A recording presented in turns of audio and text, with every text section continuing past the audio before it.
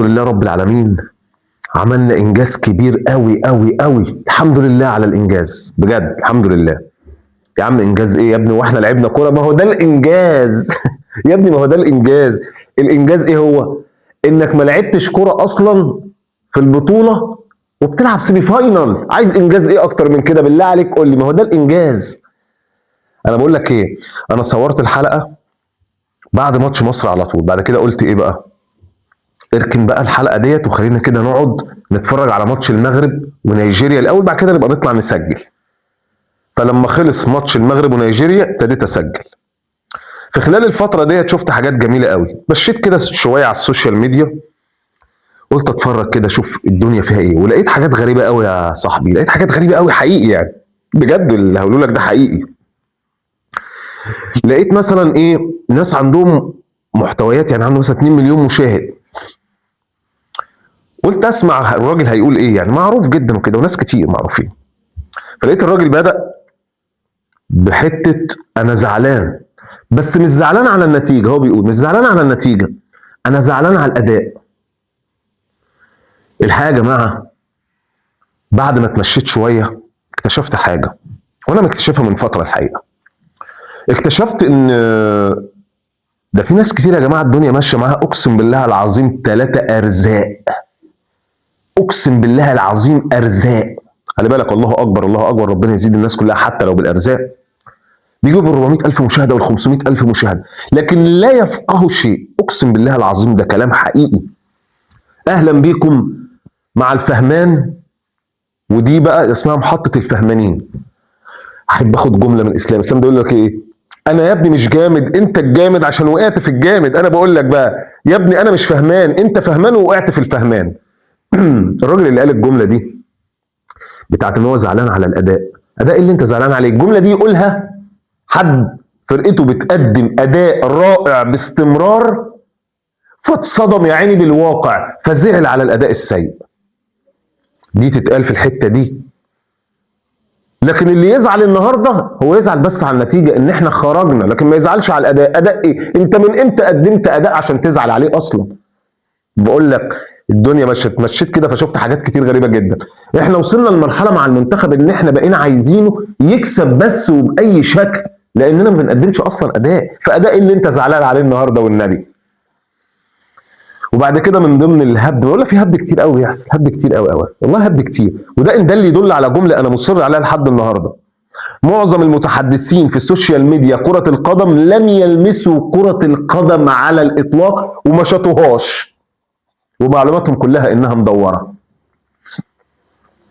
وقال لك كان في مصطفى محمد ما نزلناهوش ليه؟ مصطفى محمد اللي ما نزلناهوش ليه؟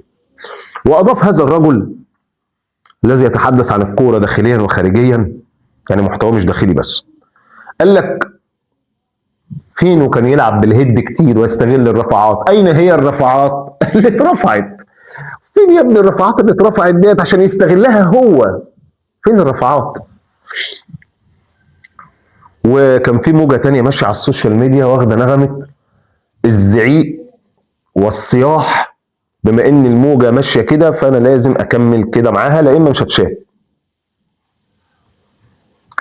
وبعض الناس ابتدت تشتم في حسام حسن، لان برضو شافوا الموجه رايحه يلا حسام. طبعا اهلا بيك تاني في محطه الفهمانين جدا. وعايزين نتكلم كده على حاجه. هي الناس زعلانه، زعلانه، بس هي زعلانه ليه؟ عشان حاجه واحده بس اللي ليك حق تزعل عليها، هي حاجه واحده بس، انك اتعشمت مش اكتر. بما انك انت اتعشمت، طب ايه اللي عشمني؟ هو ماتش كوت ديفوار اللي عشمك وعشمنا كلنا. طب لو كنت طلعت من ماتش كوت ديفوار ما كنتش هتبقى زعلان ليه؟ لان انت اصلا ما كنتش قابلت فرقه قويه خالص، وكنت متوقع لما تقابل فرقه قويه زي كوت ديفوار تتغلب فتطلع، فما يبقاش عندك حاله من حالات الزعل. امال ايه اللي حصل لنا؟ حاله من الامل، الامل والمشاعر الجياشه والحب والفرح. على فكره مشاعر حلوه، انا مبسوط ان انا عشتها. على فكره انا ما عشتهاش من فتره، من ماتش كوت ديفوار لحد قبل ماتش النهارده كان عندك الحاله ديت من الفرح والنشوه والامل في الجاي، ان احنا ممكن نروح تاني لابعد نقطه وممكن نكسب. هو ده اللي عمل فيك حاله الزعل. بس خلي بالك، انت زعلت عشان كسبت كوت ديفوار فافتكرت ان الدنيا ممكن تمشي دايما نفس سيناريو كوت ديفوار. عشان كده بقول لك معظم الناس اللي يتكلموا في الكوره اقسم بالله او بيتكلموا في الكوره والله ما عندهم معلومه بجنيه ولا فاهمين حاجه. عبي وهبد وقول اي حاجه، وعندي ناس كتير هتفرج والدنيا هتمشي، معتمد كمان اللي بيتفرج عليه مش فاهم حاجه اصلا. اللي بيتفرج عليه مش فاهم حاجه. عارف ليه؟ لان ما حدش قرا ماتش كوت ديفوار كويس. انت من اول البطوله لحد ماتش كوت ديفوار انت اصلا عمرك ما لعبت كوره ولا قدمت كوره ولا بتقدم كوره، فاصلا انت ادائك اصلا طول عمره كده. طب في ماتش كوت ديفوار اللي قرا ماتش كوت ديفوار كويس ما كانش هيزعل النهارده. ما كانش هيزعل. ليه؟ حصلت حاله من الهيصه، لان الترند كان ماشي هيصه وفرحه و وكله، لكن ما فيش حد في وسط الفرحه قال مصر كسبت ازاي؟ ومصر عملت ايه في الماتش؟ عملت حلقه امبارح كلمتك فيها عن سيناريو ماتش السنغال والقاء الضوء على ماتش كوت ديفوار. الحلقه موجوده، وانا بقى مش من هواة ان انا اقعد اجيب من حلقات سابقه. اللي موجود معايا هيصدق كلامي، واللي لسه اول مره ممكن تخش على الحلقه هتصدق الكلام. قلت لك انت كسبت ماتش كوت ديفوار لان الحظ خدمك. الحظ خدمك. ومش دايما المباراه، انا بقول لك نصيا وحرفيا لاني فاكر، ومش دايما الكره هتمشي كده. مش دايما الماتشة بتمشي كده. ده احلى سيناريو يجي لاي فرقه انها تنزل تجيب جون في اول 5 دقائق، يديك ثقه ويدربك الفرقه اللي قدامك. وخدمتك واحده تانية في عرضيه، انت ما شوفش العرضيات كتير هناك في ماتش كوت ديفوار. عرضيه وصعبه قوي، ورامي ربيعه بيطلع والراجل في وشه بيحطها، انت اتخدمت جامد قوي قوي، فدربكت الفرقه اللي قدامك والسيناريو كان حلو ومشي معاك. لكن هل هو ده السيناريو اللي بيمشي على طول؟ لا. اذا دي حته كده جت فيها. طب وليه بتقول انها كانت حظ؟ لان انت في الماتش اللي انت عملته بتاع كوت ديفوار انت ما قدمتش كوره، برده كوره ممتعه. انت ما طلعتش برده من ورا الا في لقطات، بعض اللقطات المضيئه. يعني ما مسكتش كوره في نص الملعب وبتعمل سرعات باص وبتمسك وبتقطع وبترفع من هنا وبترفع من هنا وماسك الماتش ودايس الماتش عليهم مفيش الكلام ده. انت عملت كام كوره ربنا كرمك فيهم. فلازم يبقى عندك رؤيه ازاي كسبت كوت ديفوار، ازاي كسبتها بالكوره الممتعه والاداء المبهر، ولا كان في حظ خدمني جدا بشكل كبير قوي في الماتش؟ كان في حظ كتير خدمك في الماتش.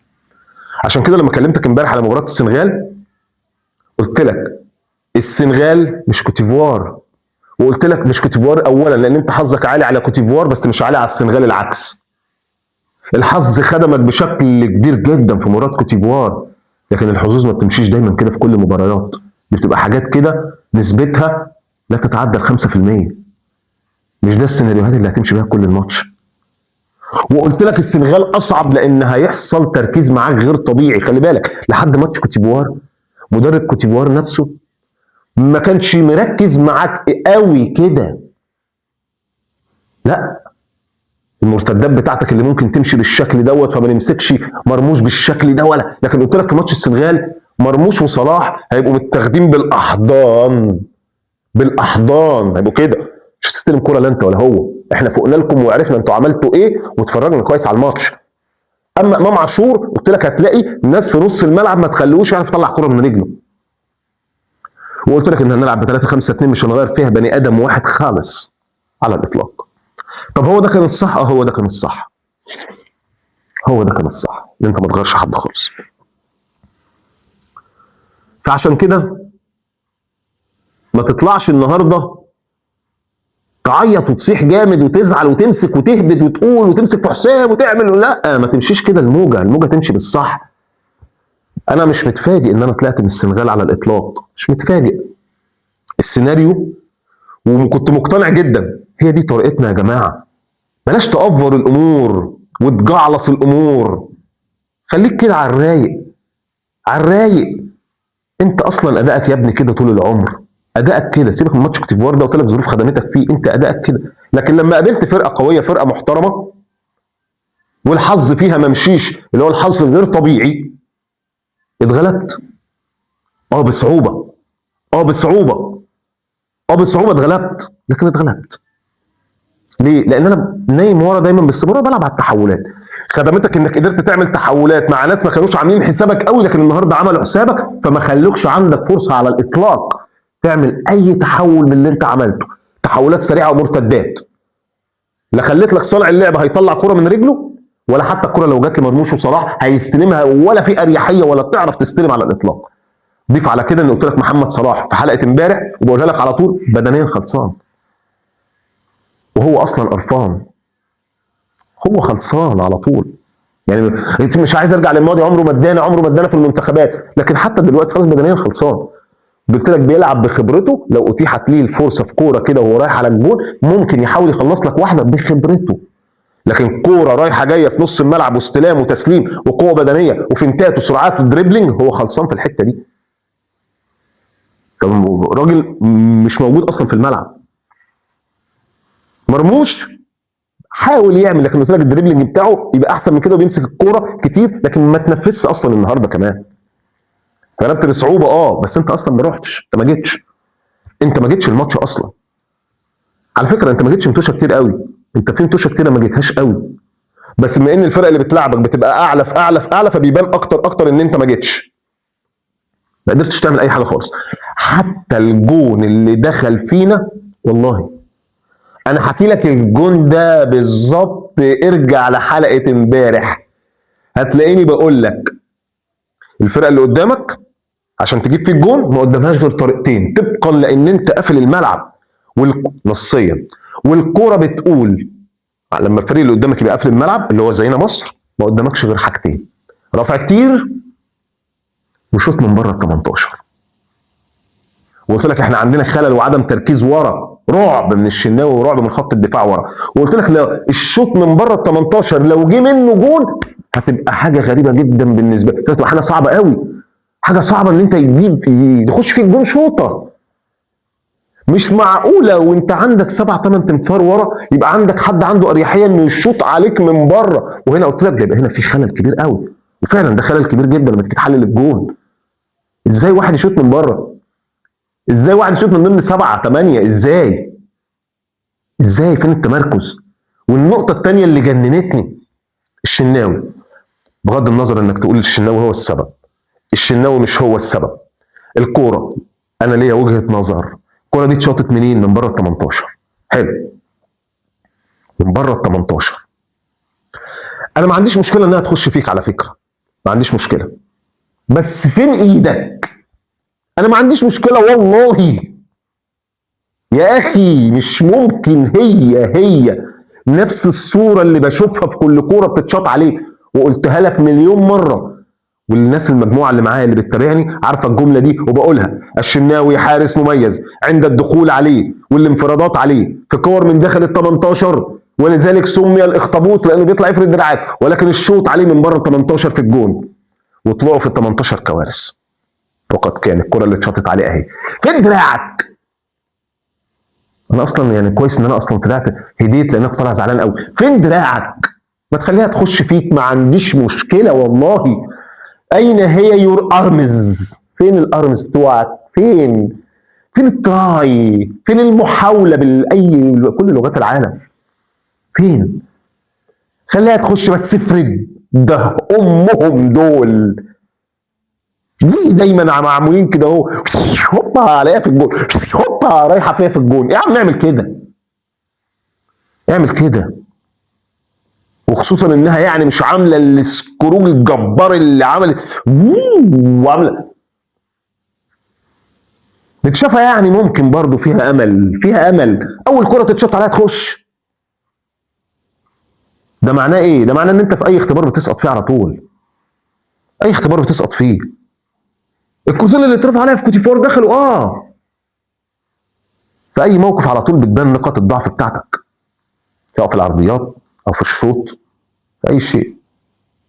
احنا متاريس ورا متاريس، وانا قلت لك عشان كده قلت لك ما يهمنيش السنغال هتلعب بمين، ولا حسام همه تلعب بمين، ولا هتلعب ازاي 3 4 3 4، ما يهمناش. احنا متاريس ورا متاريس ورا متاريس ورا متاريس، ومش طالعين من ورا. هنقعد نقفل نقفل نقفل نقفل نقفل، لكن قلت لك واحنا بنقفل وبنكلح وبنضرب بالكلاحه الكرويه، خلي عندك تركيز. وقلت لك لان انت في الاول وفي الاخر بتلعب على لاعبين محترفين هيقدروا يركزوا في واحده، ما تفقدش تركيزك اول اختبار على طول كده، على طول مش ممكن حقيقه يعني.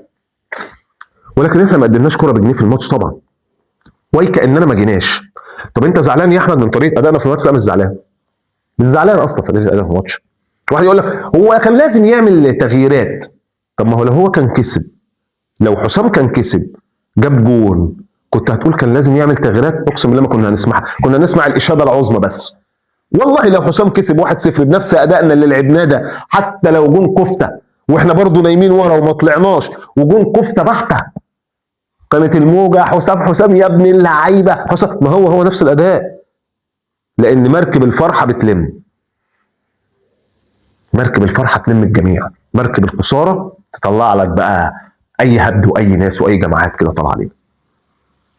هي دي الطريقه اللي احنا لعبنا بيها، وهي دي الطريقه اللي احنا كنا لازم نلعب بيها. ليه يا كابتن لازم نلعب بيها؟ يا ابني ما انت كسبان بيها طول المطوشه بادائك السيء، انت بادائك السيء كسبان بيها، عايز النهارده تقوم مغيرها؟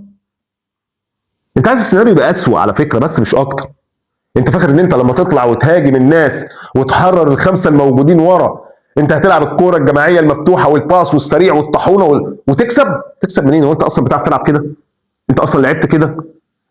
انت اصلا عندك نقل للكوره بشكل احترافي؟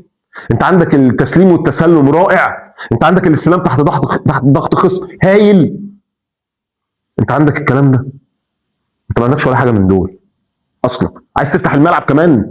ده مبدئيا كده انت ما عندكش المقاومات الهجوميه اصلا، اساسا ما عندكش دول. صلاح بيعرف يروح واحد واحد يعدي؟ عندك ايه عايز تلعب عليه؟ انت لعبت على امكانياتك ودي قلناها، ومش عيب دي امكانياتنا وعايزين نروح بيها برضه لابعد نقطه. فانت عايز تفتح الملعب بقى، انت كمان عايز تفتح الملعب. يعني احنا قدام السنغال قافلين الملعب بالشكل ده، قدام كوت ديفوار قافلين الملعب بنقفله عشان كمان نترحم من السرعات، لان انت رفعات بتيجي فيك، شوط بيجي فيك، على الاقل اقفل كمان الاوبشن بتاعهم ان السرعات يستغلوها. هي دي الحاجه الوحيده اللي احنا قدرنا نقفل عليها. كمان عايز تفتح الملعب لساديو ماني وتفتح لفلان وعلان واجري بقى واستعمل سرعتك.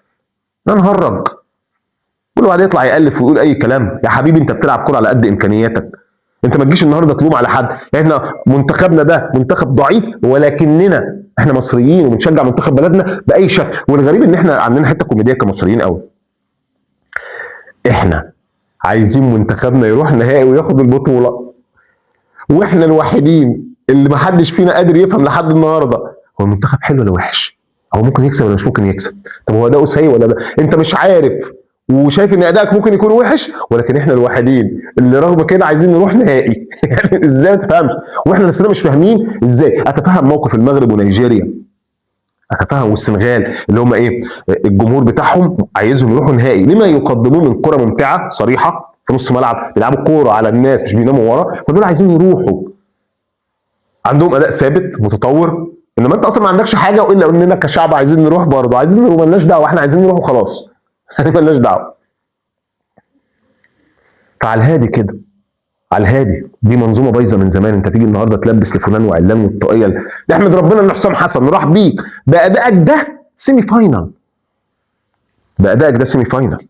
احمد ربنا، احمد ربنا ان احنا متوقعين المنتخب يخرج من الدور الاولانيه اصلا، والفرق القليله لعبت عليك كوره وجابت فيك اجوان. فوق ماتش كوت ديفوار ده كان ماتش باي لك بالحظ خدمك بس.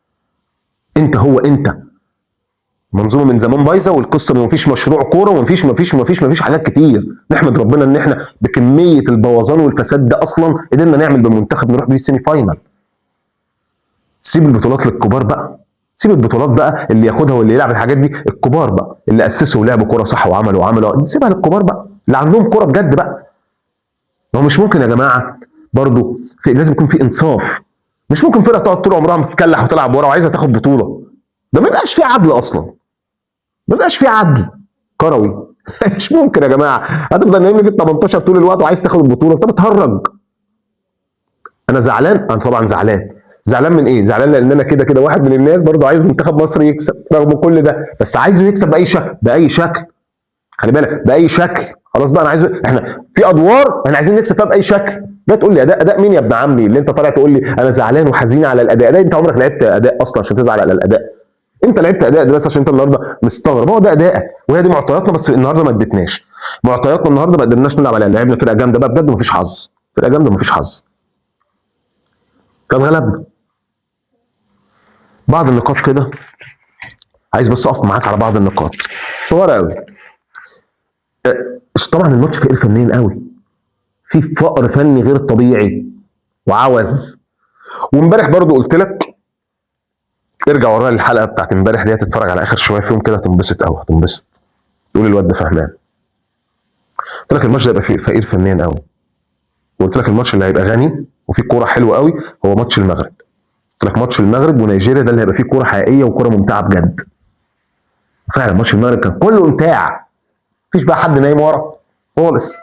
اوبا وده بيطلع وفلان وزلزولي ومزراوي وحكيمي وابراهيم دياز، وكله بيلعب وكله بيرقص وكله بيعدي وكله بيرفع وكله بيعمل كور. الدنيا حلوه قوي قوي قوي، الدنيا جميله ممتعه. ما هو الامتاع درجات برضه، ما هو الامتاع بس مش ان انت تقعد تجيب اجوان وفرقه تجيب فيك اجوان، الامتاع درجات، او في فرص وفرص ممكن تنزل تحت شويه، هجمه هنا وهجمه هنا. الامتاع درجات، والفقر الكروي درجات برضه. احنا كنا في اسوأ درجه النهارده بقى من الفقر. سلفني 3 جنيه، كنا في اسوأ درجه. فما تزعلش، مصر بتلعب الكره الطويله في الاول بدون رؤيه بقى.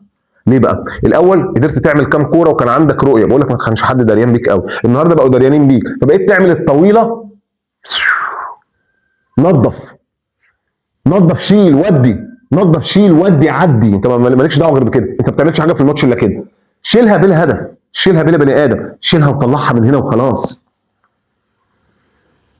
صلاح ومرموش زي ما قلت لك ما بيتنفسوش، لا يتنفسون، عجز كروي تام. خلاص ما حدش قادر يتنفس، وما حدش، لا هنا بقى النهارده لا في صانع لعب ولا في بندرات وحاجه كمان يا جماعه. احنا اللي بيبين لك ان احنا فرقه قليله يا جماعه قوي قوي قوي، ولازم نلعب بالخطه دي. والله انت مش مصدقني ان احنا لازم نلعب كده. انت ما بتعرفش تطلع بالكوره ولا تبني هجمه، انت ما بتعرفش تبني هجمه، انت ما تعرفش تعمل ده. لا عندك العيال اللي عندهم قوه بدنيه قويه ان هو يقدر يوقف واحد وراه والكره جايه له ويحطها تحت رجله، او يحطها ويعملها كده او كده. انت ما عندكش كده، انت اللي بيلمسك بتقع، اقع على طول. مفيش القوه، التاسيس البدني الصح، ما عندكش ده. ما تقدرش تطلع بالكره من ورا، ما بتعرفش تنقلها على بعض 4 مرات على بعض سلام، الا بتتقطع منك. وكمان عايز تقول يلا اروح العب هجومي وامسك واعمل وارفع. ما عندكش ولا اوبشن من اوبشنات كره القدم. التنوع، كرة القدم دي فيها تنوع، لا اما ناس بترفع رفعات كتيره، لا اما ناس بتخترق، لا اما ناس بتعمل ثرو باس، لا اما ناس بتجيب اجوان بالهيد، لا اما ناس بتشوط من بره ال 18، لا اما ناس بتعمل جمل. انت ما عندكش اي حاجه من دول خالص، بتلعب على واحده بس، التحولات والهجمات المرتده، هي اوبشن واحد بس. فبالتالي فريق زي فريق السنغال الدنيا سهله عليه. ليه سهله عليه؟ لان انا النهارده زي ما تكون ايه، بجري ورا 5 ناس، ولا بتجري ورا واحد بس؟ بجري ورا واحد بس احسن ما تشتت. منتخب مصر بيلعب على واحده بس، خلاص مرموش وصلاح فيشهم له، فيشهم له يا عم وخلاص. والراجل اللي في نص الملعب دوت ما تطلعش منه الكوره. زي ما بقول لك صلاح ما عندوش، فاضي جدا. حتى الكوره اللي قلت لك 1000 مره صلاح، انت كبرت مش عايز تقتنع ليه؟ بتاعت زمان اللي كنت بتنام على المدافع من ورا تحطها تحت رجلك دي انتهت خلاص، انت مش قادر تعملها اصلا. ولا فنتات ولا ولا ولا ولا ولا ولا ولا. ما هي بقى وعشان كده قلت لك قبل كده، المصيبه انك يبقى عندك لعيب كبير اسما لكن على الارض مفيش. كبير اسما لكن على الارض مفيش. روح شوف حكيمي بيعمل ايه طيب، بعد كده تعالى اتكلم. الراجل شايل فرقته ازاي، شايل فرقته فعلا، وازاي بيقدم وازاي بيعمل وازاي بيصنع وازاي وازاي وازاي وازاي. فانت اسم كبير على الفاضي، الحقيقه اسم كبير على الفاضي.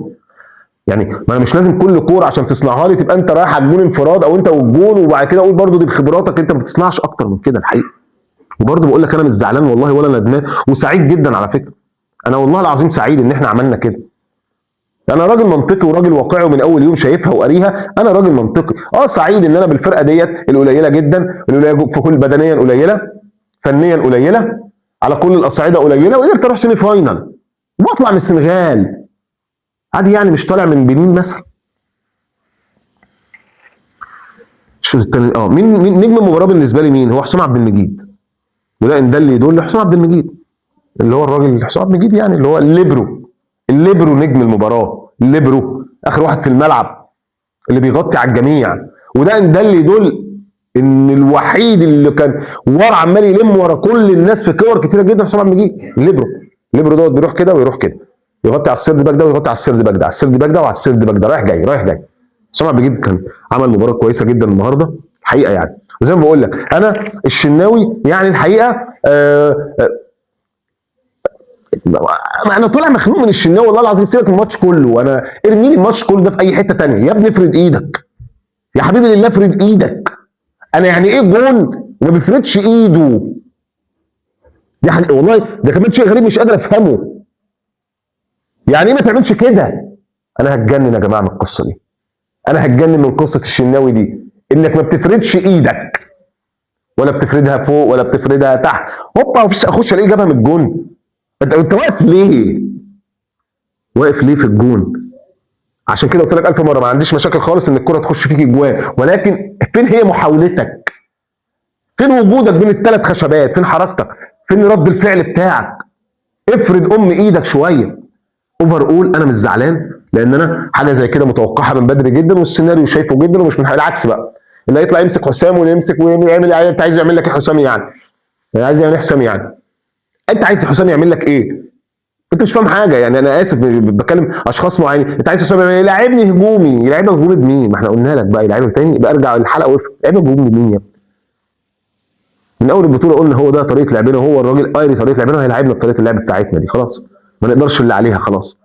انما لما نبقى نعمل جيل كبير اسسناه على الكره صح من هم صغرهم بيباصوا بيستلموا زي فريق المغرب ولا فريق نيجيريا ولا فريق السنغال حتى اللي لعبنا، نبقى نقدر نلعب الكره هجوميه.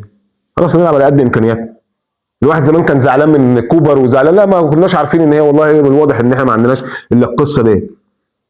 بس هي دلوقتي اختلفت شويه، بدل ما كانت زمان الهوبه لصلاح، بعض اللاعبين اقتنعوا دلوقتي ان لا صلاح حتى هو مش لازم الهوبه لصلاح.